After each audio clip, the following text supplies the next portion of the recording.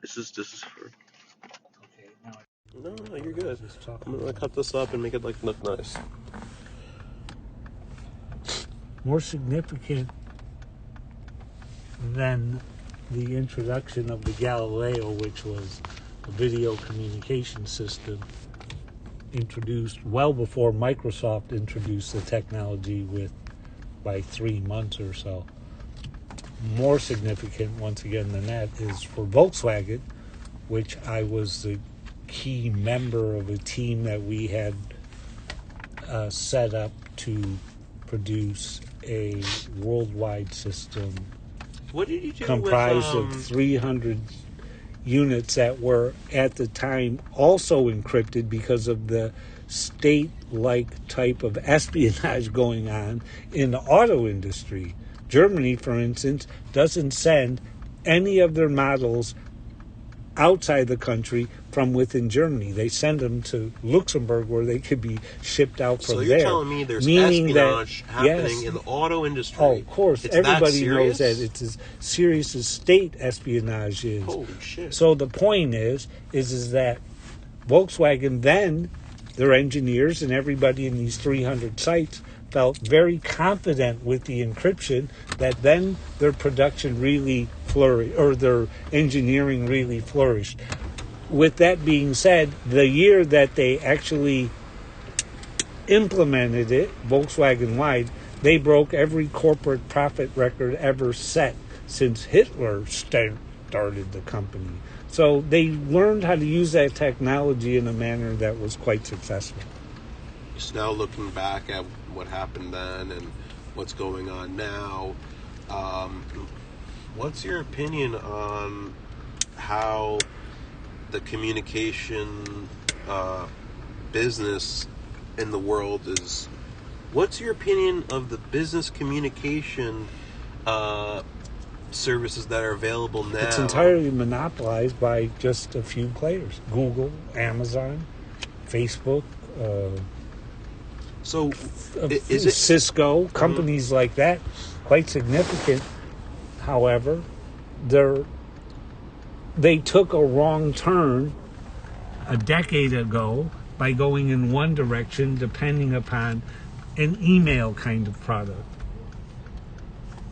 meaning that they're having an automatic profit margin built in from advertising, or profit coming in because of advertising.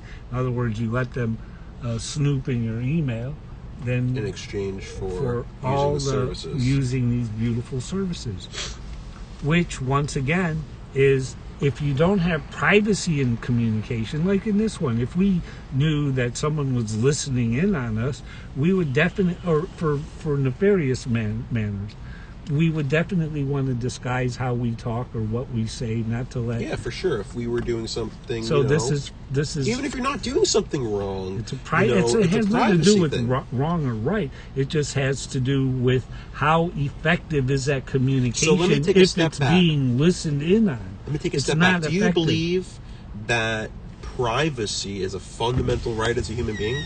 Oh, it has to be. It's the only way you can really be free is if you have that guarantee of privacy. You're not free if you can't communicate freely. You have to have a judge actually due process sign in or sign off on you being spied on, even today. But since you give that away freely, what can the judge say? He said, listen, you're agreeing to the terms and conditions. On any of the servers that I made or will make, there are no terms and conditions. If you want to communicate privately, use our servers. If not, use theirs. That's kind of, then you'll have that freedom that everybody has a right to have. You know, it's like, it's absolutely insane when they say, "Oh yeah, we are truly encrypted communications." They're not. Because let's take Zoom as a good example, and let me give you a few in that. But please. Zoom is a great example. All of Zoom's so-called security certificates are stored on servers in China. meaning that the military has, for whatever reasoning they want or need, the ability to look in on you. Okay, who wants that? I certainly don't. Okay, well, that's why all government computers can't use Zoom and so on, just like they're getting ready to do with TikTok, another ridiculous technology controlled by the Chinese. I mean, like, what are they collecting? What data are they whatever collecting? they can. I They're mean, sucking everything like the NSA. Is it for, would. like, militarization of... Does this have a military application? If China is collecting data on users on TikTok, are they using this for a military purpose? I'm sure they are. What are they doing with this data? Like, they're not just selling some product? They're not using it. The Chinese people are not doing the same thing. So they're obviously just collecting everything they can, suck in about that particular person. So they may be able to get their DNA to, God knows.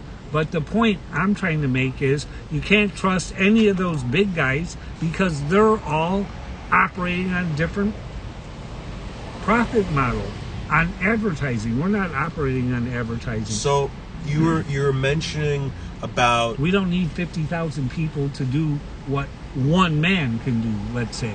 We don't need 5,000 programmers on something that's already been out there. It's just been refined now over the last 20 years, 22 years to be exactly as the time I started using the session-initiated protocol. Everybody went the H323 internet way, and I said, no, I'm going in my direction because then I'm only communicating. My server's only communicating between the points that are actually in the call, not between servers spread out all over the planet and people looking into whatever. And here's another good example. One lady was talking to her daughter about getting an abortion in a different state, and that state, and then there was crime involved, but that state then was actually using the communications from Facebook in Messenger to get her convicted. Okay, so wait a minute. How can it be encrypted or secure, like WhatsApp promises or so on, when you can have the government or someone else order you to suck that out? We never save anything. It's never saved. If you can't break into my communication at the moment it's happening, which I can go into all kinds of reasons why you can't, but you're not going to be able to get into the communication, meaning that there's no record of it. Of what we talk about when we're communicating using my servers. It's like we have the cone of silence put over our head. No one outside of that can hear what's going on. It's that simple. Or see.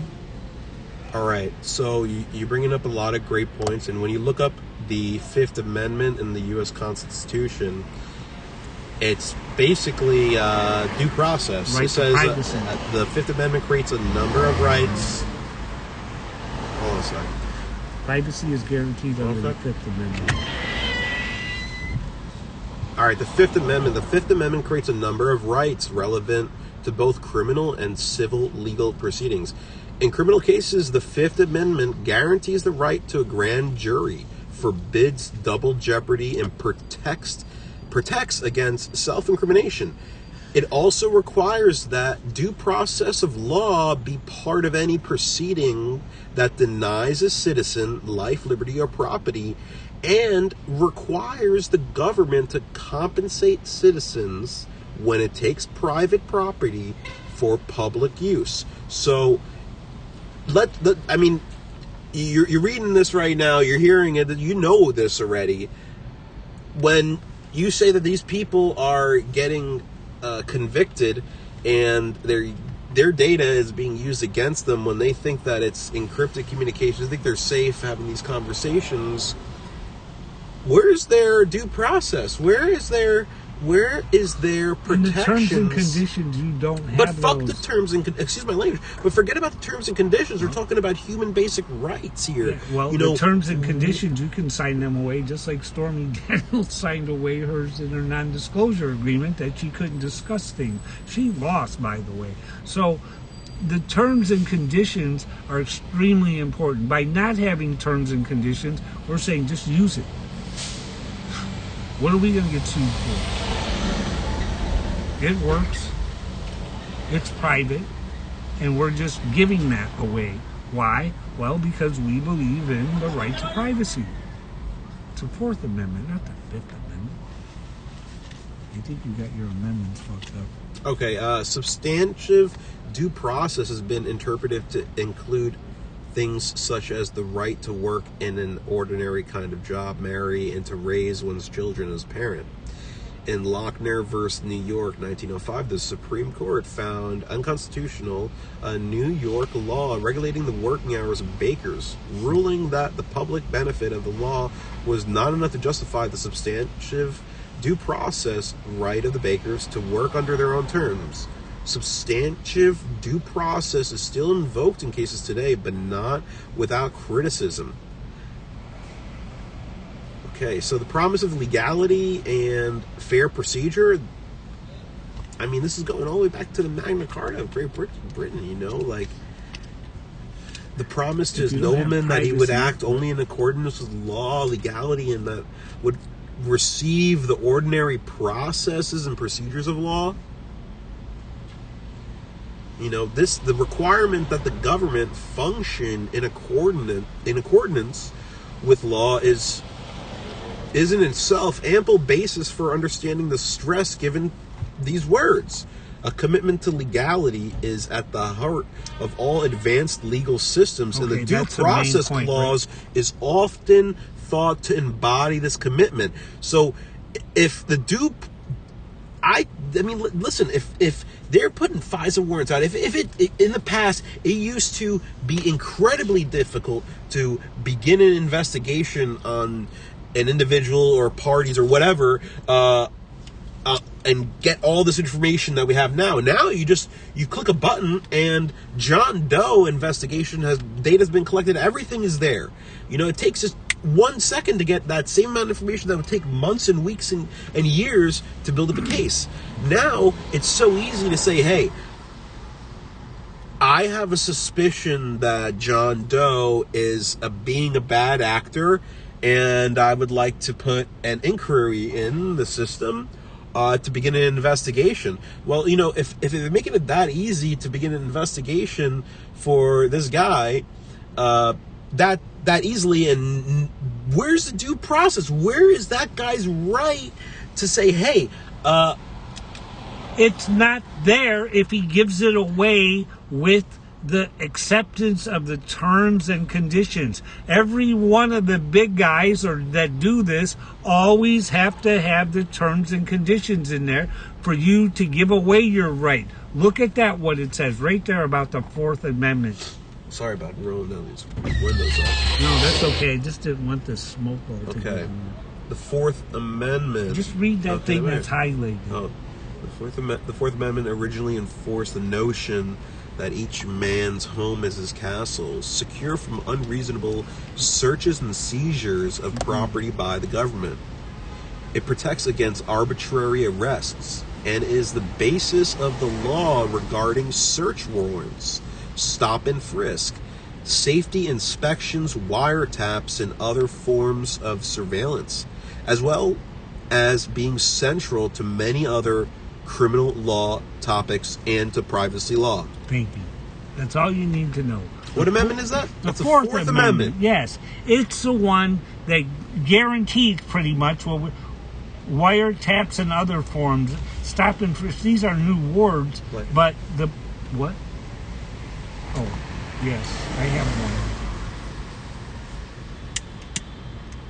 Persons, houses, papers, and effects against unreasonable searches and seizures shall not be violated. No warrant. Okay, now that we know what's going on, but upon probable cause, supported by oath or affirmation in particular search, and the persons or things to be searched. So they have to already know something to go to search your shit. They have to go by proper law to get a warrant to be able to. Now, if you give that right away, and then the government says to Facebook, hey, we think that he had been involved in some kind of nefarious activity, and that we know that he probably has that, or you have it in his Facebook communications, can you please give it to us?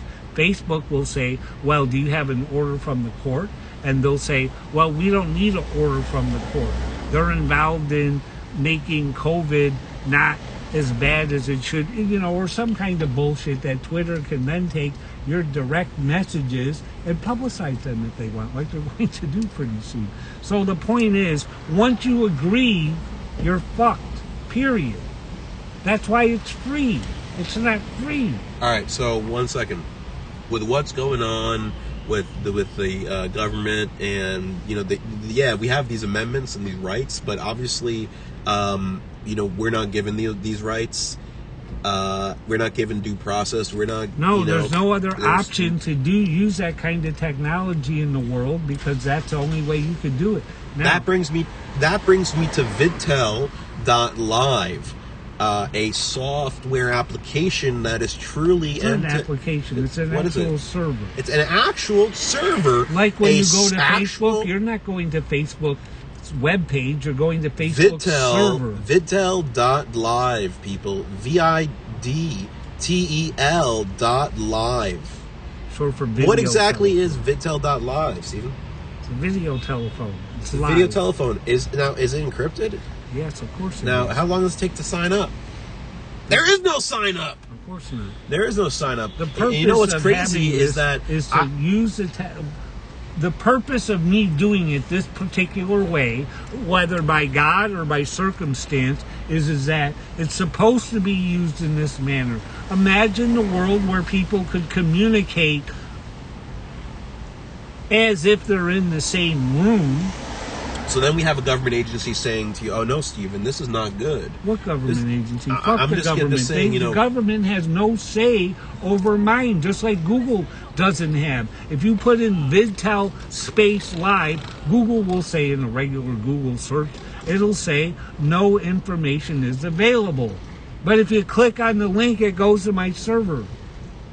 Listen. So when a government agency we want in the to future be remembered asks, as a company that introduced a technology for everybody to use right now without having to be able to give away their innermost secrets and thoughts of what they might discuss with a loved one or with their doctor or with a banker or with what have you, without having the fear of someone listening in. Here's a good example of how I'm going to prove something like this. Let's say, for instance, I can't go into too much detail because it does go sort of to classified techniques and things that I've discovered by myself in the development of the technology. So that means if it's classified, only because of the fact that I say it, not because of classified information I may have learned. However, to prove that this is totally secure, I've developed techniques to prove that. How can I say, how have you developed techniques to prove that it's unbreakable? Well, we have. An example of that would be to say, oh, I think there's going to be a fire over at this location. A fire, a regular fire. Well, why do you think that? Well, let's say I intercepted someone's communications saying that they're going to burn the place down, right? Okay. So because of me doing that, I then automatically know that something's going to happen at a certain place in a certain time. With that knowledge, I can possibly stop it. Okay, so if a government agency were to reach out to Vidtel.live and say, "Hey, here is a court order that gives it lawful warrant to search and seize all the computers and electronic devices for Vidtel.live," I would say, what information would they? What information would they have on the users and what information? That's a very good question, and here's the answer. First off, there is no information stored. There is no conversation stored. There is nothing. Talk to me a little more about that. There is no content stored. We don't store it. So when it communicates, we're just connecting it, and in that time frame that we're connecting it, it's encrypted. the galaxy will expire before a 672-bit quantum computer can even begin to break that level of technology. It's the same kind of encryption that ransomware uses that makes it so effective. What level of encryption is that? 4096-bit key. What does the NSA use? Who knows what they use, but it's not breakable. When it gets to a certain point, you can't break into the communication because that communication is non-existent at the time you even begin to start. Because the only way you can get a word in there is if you can have that quantum computer of 672 qubits, which is approximately 10 times bigger than anything we have at this moment in time. And 70 qubit computer is about the size of a very large grocery store, okay, with it being colder than outer space inside that thing, and as fast as the speed of light, just about. So the point is, when you get to making that more than 10 times bigger than what you have now, you can just imagine the physical size of it. So even if that would happen, to start the to start breaking that encryption, it's going to be similar to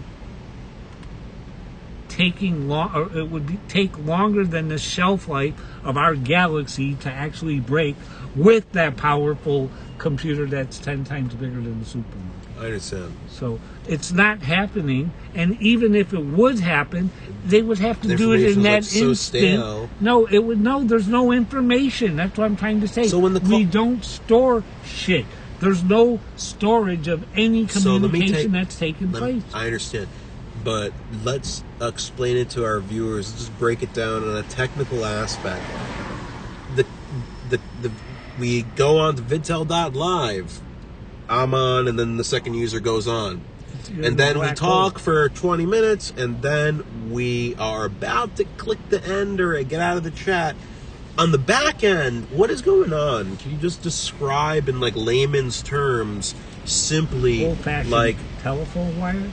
Yes. The ladies that would take, and maybe you can visualize this, where you take a cable and plug it into something, and then you have the other lady plug it into something, and then you have a connection. Switchboard. Okay. So, and when the call is over, you're pulling those plugs out. Right. So how can you listen in on a call that the plugs are pulled?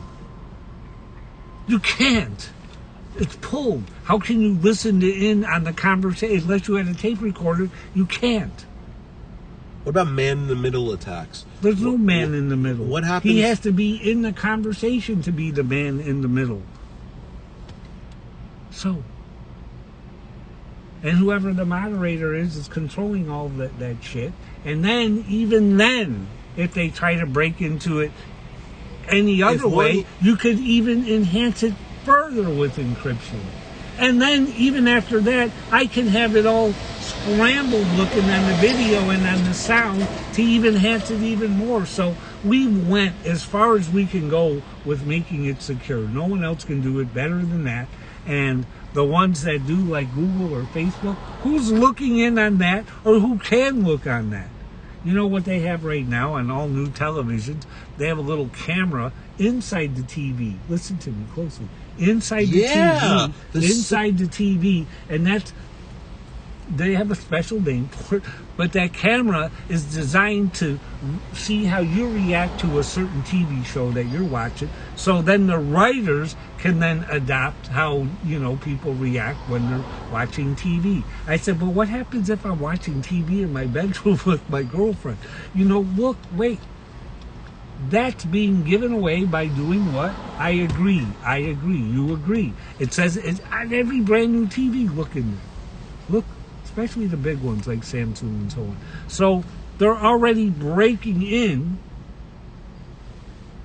with a secret camera that they have in there if you agree to that. So all this agreeing to terms, all this is going away. Congress is going to take away any fucking rights that any of these asshole companies had and say, no, that's not cool. You can't do that. And the NSA is not allowed to go in there and suck the whole fucking thing and store it away in Utah. What do you think they're doing?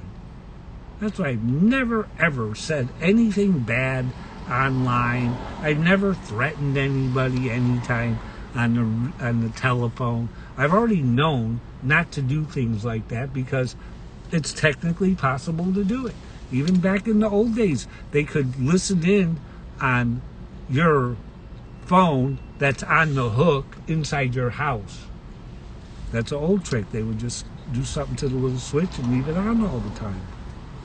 So, as far as, but the more important part of it is the actual feeling that you have when you realize, wow, I am really discussing what I want. Getting back to what Volkswagen said, listen, we want our engineers to feel completely confident. So if it's not encrypted, you have a big red light. When it's becoming encrypted, because it took some time to encrypt that data back then, it would be yellow. And then when it's encrypted, it's going to flash green. You know, for auto engineers, red, green, and yellow.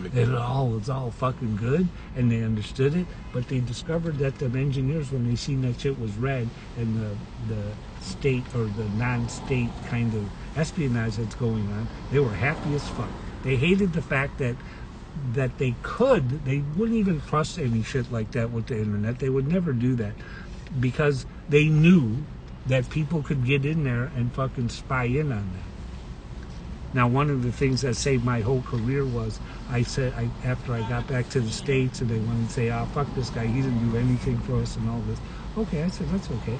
And then I called up Volkswagen, I called up the CEO's office. I said, yeah, this is Steven DeCollibus. I helped design your encrypted video communications that you have worldwide. I said, by the way, the reason that they didn't want me a final part of this or to get any of the, whatever credit that I should get is because I told them that if they do it this way, it'll leave it open to being compromised. I said, whoa, what? And I kind of said a little bit more. The very next day, I got a call from Siemens. Like, oh, Mr. DeCollibus, how are you? I said, yeah, I spoke with. They said, yeah, don't worry about that. We forgot who you were. I said, okay, motherfucker. Then I got a contract from them. But I did know what I needed to know to stop getting fucked over like what happened with Sony. The moment Sony and the Germans, they were trying to do all that shit by themselves, they couldn't do it. And the moment Sony had fucked me over a year and a half earlier because I took one of their TVs and I put 2 video screens. Instead of using picture-in-picture, I used picture-and-picture. So I had distant video and local video on one TV screen. Sony was mad as fuck that they didn't come up with that idea first. So immediately after I did that, they copied it. And I said, okay, cocksuckers. I told people about that. So I'm going to get Sony. They laughed. And then at the German Information Security Agency, when Sony, this is a year and a half later, tried for 3 weeks to get the fucking shit encrypted, they couldn't do it. But they got wind of that I had done it for the U.S. Army, and they said, oh, we'd like you to do, and I went there and I did it in half an hour. I embarrassed the whole fucking Sony in front of the German Information Security Agency, in other words, the German government, and I kind of put it back to World War II, said, don't fuck with the Americans when it comes to encryption, because both the Germans and the Japanese failed massively when it came to World War II. Actually, I'm looking at a justice.gov internal document about, searching and seizing computers, and there, how you're mentioning and yelling at me about the terms of service. It's true, and it's within their handbook. And let me just read this because this is absolutely amazing. This valid. I'm not saying that any of the stuff you're saying is wrong, but it's just so much more concrete when you see it in a justice.gov federal intelligence agency's operating manual of how to go about their intelligence gathering techniques. So here's what they say. regarding public commercial communication service providers such as Google or Yahoo. The primary barrier to voluntary disclosure by the service provider is statutory, not constitutional. Any attempt to obtain a system administrator's consent to disclose information regarding an account must comply with the Stored Communications Act. The SCA, the Stored Communication Act, prohibits public service providers from voluntarily disclosing to the government information pertaining to their customers, except in certain specified situations. Now, which often track Fourth Amendment exceptions, such as with the consent of the user to protect the service provider's rights and property or in an emergency. Significantly, for Fourth Amendment purposes, commercial service providers typically have terms of service that confirm their authority to access information stored on their system, and such terms of service may establish a service provider's common authority over their users' accounts.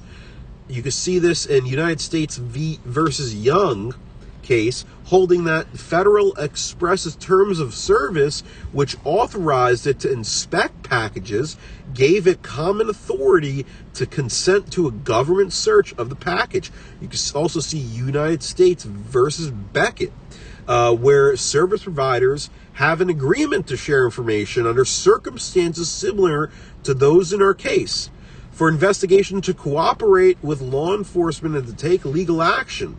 There is no objectively reasonable expectation of privacy, and therefore no Fourth Amendment protection for subscriber information.